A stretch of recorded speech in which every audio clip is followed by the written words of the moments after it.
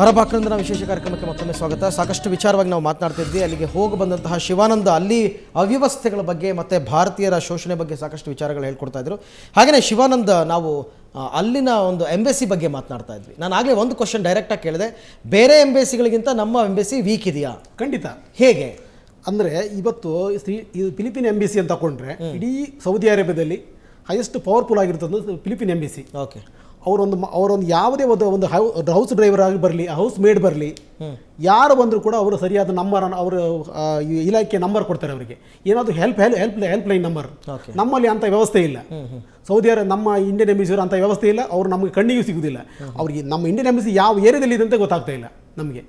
ಅದರ ಮಾಹಿತಿ ಕೂಡ ಇಲ್ಲ. ಅದು ಏನು ಕಷ್ಟಪಟ್ಟರೆ ಯಾವ್ದಾದ್ರು ಒಂದು ಟ್ಯಾಕ್ಸಿ ಹಿಡಿದು ಯಾರ ಹತ್ರ ಕೇಳ್ಕೊಂಡು ಹೋಗ್ಬೇಕಿನ್ನು. ಅಲ್ಲಿ ಹೋದರೂ ಕೂಡ ಅಲ್ಲಿ ನನ್ನ ಸ್ನೇಹಿತರೊಬ್ಬರು ಮೆಡ್ರಾಸ್ನವರು ಹೋಗಿದ್ದಾರೆ. ಅವರಿಗೆ ಅಸ್ತಮ ಕಾಯಿಲೆ ಇದೆ. ಅವರು ನನಗೆ ಊರಿಗೆ ಕಳಿಸಿಕೊಡಿ, ನನ್ನ ಸಾವುಕಾರ ನನ್ನ ಬಿಡುವುದಿಲ್ಲ, ನನ್ನ ಊರಿಗೆ ಕಳಿಸಿಕೊಡಿ ಅಂತ ಹೇಳಿದಾಗ ಇಂಡಿಯನ್ ಎಂಬೆಸಿಯವರು ಒಂದೇ ಕ್ವಶನ್ ಕೇಳ್ತಾ ಇರೋದು, ಪ್ರಶ್ನೆ ಕೇಳೋದು, ನೀನು ಯಾಕೆ ಬಂದೆ ಅಷ್ಟೇ. ಅದು ನಮ್ಮ ಸೆಕೆಂಡ್ರಿ. ಬಟ್ ಕಳಿಸ್ಕೊಡಿ ಅಂತಂದಾಗಲಾದ್ರೂ ಮಾನವೀಯತೆ ಮಾಡಬೇಕಾಗುತ್ತೆ. ಖಂಡಿತ ಇಲ್ಲ. ಯಾಕಿಲ್ಲ ಅಲ್ಲಿ ಅಂದ್ರೆ ಅಲ್ಲಿ ಅವರು ಅವ್ರಿಗೆ ಒಗ್ಬಿಟ್ಟಿದಾರ ನಮ್ಮ ಭಾರತೀಯ ಒಗ್ಗೋದಕ್ಕಿಂತ ಅಲ್ಲಿ ರಿಯಲ್ ಆಕರ್ಷಣೆ. ನೇರವಾಗಿ ಹೇಳ್ತೇನೆ, ಇದು ರಿಯಲ್ ವ್ಯಾಮೋಹ ಅಷ್ಟೇ. ನಮ್ಮ ಹಣ. ಯಾಕಂದ್ರೆ ನಮ್ಮ ಅಂದ್ರೆ ಕಂಪ್ಲೀಟ್ ಆಗಿ ಅಲ್ಲಿನ ಜನಗಳು ಎಲ್ಲರ ಜುಟ್ಟನ್ನ ಹಿಡ್ಕೊಂಡಿದ್ದಾರೆ. ಹಾಗಾದ್ರೆ ಖಂಡಿತ ಅವರ ರಿಯಲ್ ಮುಂದೆ ನನ್ನ ಒಬ್ಬ ಸ್ನೇಹಿತ ಹೇಳ್ತಾ ಇದ್ದೇನೆ, ಅವನು ಹೇಳ್ತೇನೆ, ಎಷ್ಟೇ ನೀನು ಕಷ್ಟಪಡ್ದು, ಎಷ್ಟೇ ನೀನು ಏನು ಬೇಕಾದರೆ ಹಾರಿ ಮೇಲೆ ಕುಣಿ, ಏನು ಮಾಡಿದ್ರು ನಿನ್ನ ಇಂಡಿಯನ್ ಇದಿದ್ದಾರಲ್ಲ, ಅಧಿಕಾರಿಗಳಿದ್ದಾರಲ್ಲ, ನನ್ನ ರಿಯಲ್ ನೋಡಿದ ತಕ್ಷಣ ನನ್ನ ಕಾರಡಿ ಬಂದು ಕೂತ್ಕೊಳ್ತಾರೆ ಅಂತ ಹೇಳ್ತೇನೆ ನಾವು ಅರಬಿಗಳು. ಆ ಥರ ಮಾತಾಡಬೇಕಾದ್ರೆ ನಮ್ಮ ಮನಸ್ಸಿಗೆ ಎಷ್ಟು ಬೇಜಾರಾಗ್ತದೆ. ಎಸ್. ಹಾಗೆಯೇ Geetha madam, Indian external affairs ಇಲಾಖೆ ಕೂಡ ಕೆಲವೊಂದು ಗ್ರೌಂಡ್ ರೂಲ್ಸ್ಗಳನ್ನ ಸಜೆಸ್ಟ್ ಮಾಡ್ಬೋದಾದ್ರೂ ಒಂದು ಸಮಿತಿ ಏನಾಗಬೇಕಾಗಿದೆ? ಈಗ ಎಕ್ಸಾಂಪಲ್ ಸೌದಿ ತಗೊಂಡು.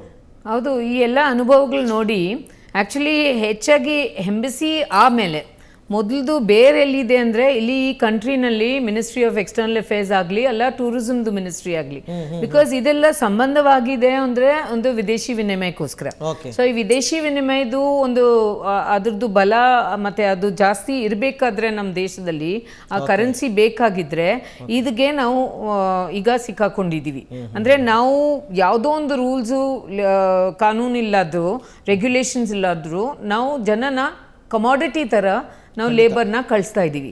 ಸೊ ಅದೇ ಸಂಬಂಧದಲ್ಲಿ ನಾವು ಗೃಹ ಕಾರ್ಮಿಕರ ಜೊತೆನಲ್ಲಿ ಮಾಡ್ತಾ ಇದ್ದೀವಿ. ಸೊ ಹೆಚ್ಚಾಗಿ ಮೈಗ್ರೆಂಟ್ ಗೃಹ ಕಾರ್ಮಿಕರು ಯಾರಿದ್ದೀರಾ ಅವ್ರನ್ನ ಕಳಿಸುವಾಗ ಕೂಡ ಯಾವುದೋ ಸೋರ್ಸ್ ಏರಿಯಾದಲ್ಲೂ ರಿಜಿಸ್ಟ್ರೇಷನ್ ಇಲ್ಲ.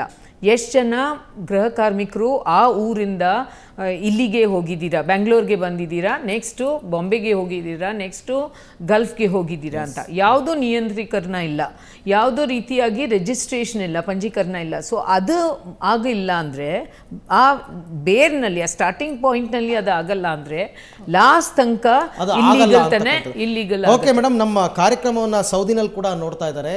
ಅಲ್ಲಿಂದ ಕೆಲವರು ಕರೆ ಮಾಡಿ ನಾವು ಮಾತನಾಡ್ತೀವಿ, ನಾವು ಹಂಚ್ಕೋತೀವಿ ನಮ್ಮ ಅನಿಸಿಕೆಗಳನ್ನ ಅಂತ ಅಂದ್ಬಿಟ್ಟು ಅಬ್ದುಲ್ ಕರೆ ಮಾಡಿದ್ದಾರೆ.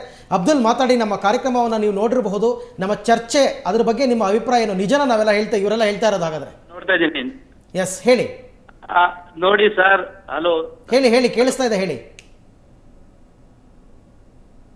ನಾನೀಗ ಸೌದಿ ಅರೇಬಿಯಾದಲ್ಲಿ ಇದ್ದೇನೆ. ಮಾತು ನಾನು ಕೇಳಿದೆ. ಓಕೆ, ಈಗ ಅಬ್ದುಲ್ ಡಿಲೇ ಇರುತ್ತೆ, ನೀವು ಮಾತಾಡ್ತಾ ಹೋಗಿ, ಪರವಾಗಿಲ್ಲ. ನನ್ನ ರಿಯಾಕ್ಷನ್ಗೋಸ್ಕರ ವೇಟ್ ಮಾಡಬೇಡಿ, ಮಾತಾಡ್ತಾ ಹೋಗಿ. 8 ಲಕ್ಷ ಜನ ಇದ್ದೀವಿ ಟೋಟಲ್, 8 ಲ್ಯಾಕ್. ಓಕೆ, ಹಾಗಾಗಿ 8 ಲ್ಯಾಕ್ ಜನದ ಅವರೊಬ್ಬ ಹೌಸ್ ಬರ್ತಿದ್ದವ್ರದ್ದು ಈಗ ಮೋಸ್ಟ್ ಪ್ರಾಬ್ಲಿ ಹೌಸ್ ಡ್ರೈವರ್ ಆಗಿ ಈಗ ಬರೋದು ಅದೇ ಪ್ರಾಬ್ಲಮ್ ಇರುತ್ತೆ ಹೆಚ್ಚಿನ ಪಕ್ಷ ಆಗಿ. ಬಟ್ ಎಲ್ರದ್ದು ಅಲ್ಲ, ಎಲ್ರದ್ದು ಆ ಪ್ರಾಬ್ಲಮ್ ಆಗಿ ಇರುದಿಲ್ಲ. ಮತ್ತೆ ಈಗ ನಾವೀಗ ನಾವು ಫ್ಯಾಮಿಲಿ ಒಟ್ಟಿಗೆ ಇಲ್ಲಿದ್ದೇವೆ. ಹಲೋ, ಹೇಳಿ. ನಾವು ಇಲ್ಲಿ ಫ್ಯಾಮಿಲಿ ಒಟ್ಟಿಗೆ ಈಗ 8-10 ವರ್ಷದಿಂದ ನಾವು ಇಲ್ಲಿದ್ದೇವೆ. ಮತ್ತೆ ನಮ್ಮ ಈಗ ಒಳ್ಳೆ ರೀತಿಯಿಂದ.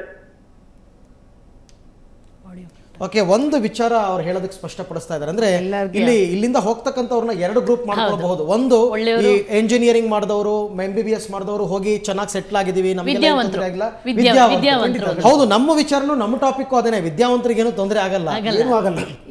ಇಲ್ಲಿಂದ ಹೋಗ್ತಕ್ಕಂಥ ಜನಗಳು ಇವಾಗ ನೋಡಿ ನಮ್ಮ ಈ ಅಲ್ಲ, ಇದ್ರ ಜೊತೆಯಲ್ಲಿ ಒಂದು ಪಾಯಿಂಟ್ ಇದೆ, ಎಲ್ಲರಿಗೂ ಆಗ್ತಾ ಇಲ್ಲ. ಯಾರನ್ನ ಒಂದು ಫ್ಯಾಮಿಲಿ ಕರ್ಕೊಂಡು ಹೋಗ್ತೀರಾ ಅಂತ ನನ್ನ ಅನುಭವನಲ್ಲಿ, ಯಾರನ್ನ ಒಂದು ಫ್ಯಾಮಿಲಿ ಸೌದಿ ಪ್ರವಾಸಿಗೆ ಹೋಗ್ತೀರಾ, ಕರ್ಕೊಂಡು ಹೋಗ್ತೀರಾ ಅಂದರೆ ಅಲ್ಲಿ ಫ್ಯಾಮಿಲಿ ನೋಡ್ಕೊಳ್ತೀರಾ ಅಂದರೆ ಅವ್ರಿಗೆ ಏನು ತೊಂದರೆ ಇಲ್ಲ. ಅವ್ರದ್ದು ಪಾಸ್ಪೋರ್ಟ್ ಅವ್ರ ಕೈನಲ್ಲಿದೆ, ಅವ್ರಿಗೆ ಯಾವಾಗ ಮನೆಗೆ ಅಲ್ಲ ಊರಿಗೆ ಬರಬೇಕಾದ್ರೆ ಕಳಿಸ್ತಾರೆ. ಯಾರನ್ನ ಈ ಇಲ್ಲೀಗಲ್ ಇಮಿಗ್ರೆಂಟ್ ಏಜೆನ್ಸೀಸ್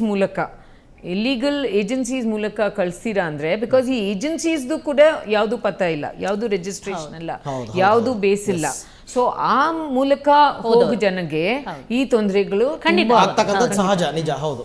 ಅಲ್ಲ ಅವರೇ ಹೆಚ್ಚಾಗಿ ಇದು ಮಾಡೋದು, ಯಾಕಂದ್ರೆ ಅವ್ರದ್ದೊಂದು ಡಾಕ್ಯುಮೆಂಟು ಸರಿ ಇರಲ್ಲ. ಅದೇ ನಾನು ಆರಂಭದಲ್ಲಿ ಹೇಳಿದಂತೆ ಈ ಏಜೆನ್ಸಿಗಳಿಗೆ ಕಡಿವಾಣ ಮೊದಲು ಬೀಳಬೇಕು. ಸೊ ಆ ಬಿಸ್ನೆಸ್ ರೂಟ್ ನಲ್ಲಿ ಹೋಗುವಾಗ ಬಿಸ್ನೆಸ್ ಇಲ್ಲಿ ಲೇಬರ್ದು ಬಿಸ್ನೆಸ್ ನಡೀತಾ ಇದೆ, ಲೇಬರ್ದು ಮಾರ್ಕೆಟ್ಗೆ ಬಿಸ್ನೆಸ್ ನಡೀತಾ ಇದೆ. ಸೊ ಆ ಬಿಸ್ನೆಸ್ ರೂಟ್ ನಲ್ಲಿ ಹೋಗುವಾಗ ಡೆಫಿನೆಟ್ಲಿ ಅವ್ರಿಗೆ ಇದ್ರ ಜೊತೆಗೆ ಶೋಷಣೆ ಆಗ್ತಾ ಇದೆ. ಇನ್ನೊಂದು ವಿಚಾರ ಏನು ಅಂತಂದ್ರೆ, ಪ್ರಮುಖವಾಗಿ ಈ ಶಿಪ್ ಮುಖಾಂತರ ವೀಸವೂ ಇಲ್ಲದೆ ಇರತಕ್ಕಂಥದ್ದು ಸಾಗಿಸ್ತಕ್ಕಂಥ ಮುಂಬೈನಲ್ಲಿ ಕೆಲವ್ರನ್ನ ಸೆರೆ ಮಾಡಿದ್ದು ನನಗೆ ಜ್ಞಾಪಕ ಬರ್ತಾ ಇದೆ. ಸೊ ದುಬೈಗೆ ಕರ್ಕೊಂಡು ಹೋಗೋದು, ವೀಸಾ ಇಲ್ಲ, ಏನೂ ಇಲ್ಲ, ಹೀಗಾಗಿ ಸೊ ಇನ್ನೂ ಈ ವಿಚಾರವಾಗಿ ಸಾಕಷ್ಟು ಮಾತಾಡೋದಕ್ಕಿದೆ, ಸಮಯಾವಕಾಶ ಕಡಿಮೆ ಇದೆ.